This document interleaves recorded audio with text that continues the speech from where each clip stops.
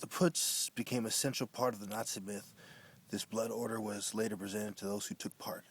Look at the symbolism. That eagle look familiar? Because we are living in a country that uses Babylonian symbols as expressed by the German lodges. The Germanic lodges of Babylon, so to speak, are some of the main people that have taken over.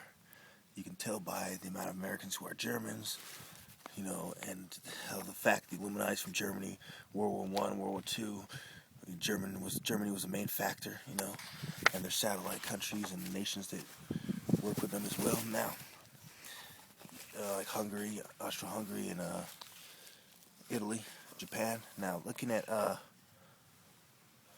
these different, you got the Landsberg, they're rebuilding the Nazi Party, rebirth of the SS, so disaster recovery plans of the Nazis, internal politics, all this was part of their way of thinking, like I pointed out. Here you see the Hitler Youth, they're interested in gymnastics, and part of their point was mind, body, and soul.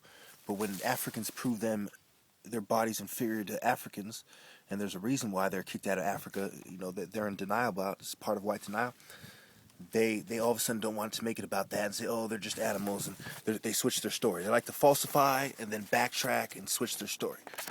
This is typical German tactics. It's disgusting. You look at this, you see the honor badge of the Technical Emergency Service. They honor, so there was different factions of Germans. There was German doctors who were in secret societies of doctors. There were German IT guys, internet technology, information technology guys, people that worked with IBM, people that worked with the Mercedes, etc., etc. And you go on, you see the SS Long Service Cross, the lightning bolts, okay?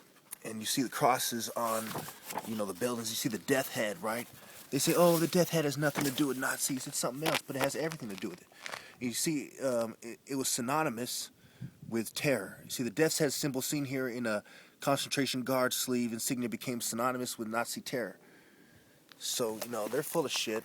I'm right, as usual. We go on, and you see the German culture, and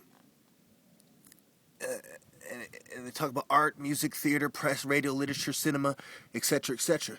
And a lot of the stuff we see in Hollywood, you see these blondes, and you see these German occult groups, and these Germanic guys like Aleister Crowley, and in Southern California, where a high concentration of skinheads are in Orange County, where I was in camp, etc. So I know it well, first-hand knowledge of this.